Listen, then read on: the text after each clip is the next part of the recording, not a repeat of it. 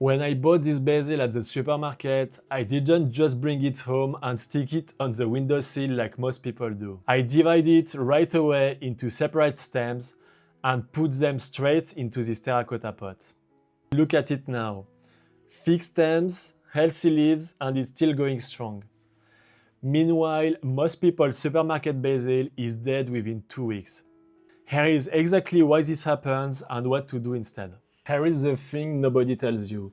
That little pot you buy at the store isn't one basil plant. It's actually 20, sometimes even 30 tiny seedlings, all crammed into the same small container.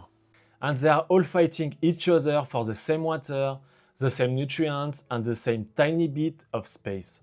And there is just no way all of them can survive long term packed in there like that. So it's not that you don't have a green thumb. You just bought a bouquet, not an actual houseplant. So here is exactly what to do. Gently take the basil out of the plastic pot and loosen the root ball with your hands. And take your time here. Don't rush it because you can tear the roots if you are too rough. Once it's loosened, separate the stems into small groups. 2 or 3 stems per group is plenty. Don't try to save every single one because some are going to be too weak anyway. Then replant each group into fresh potting soil in a pot with proper drainage holes. And that's exactly what I did here. 4 healthy stems into this one terracotta pot. Water it well right after repotting, that helps the roots settle into the new soil. And just look at these stems now, months down the line. Nice and thick, strong and full of leaves. Because this is what happens when the plant isn't fighting for space anymore and can actually put its energy into growing. Once it's repotted, there are usually just 3 rules to remember. First thing is light.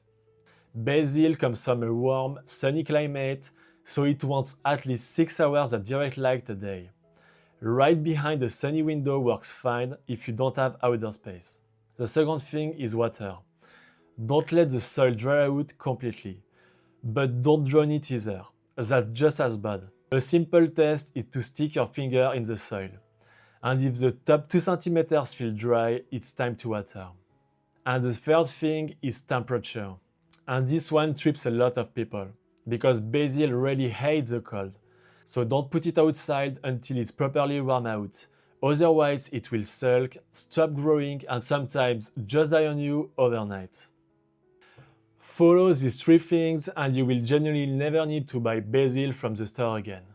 Now, cutting it the right way so it grows into a full bushy plant instead of just a few tall stalks deserves its own video. And I show you exactly where to cut and how it comes back bigger every single time just right here in this video. See you in the next one.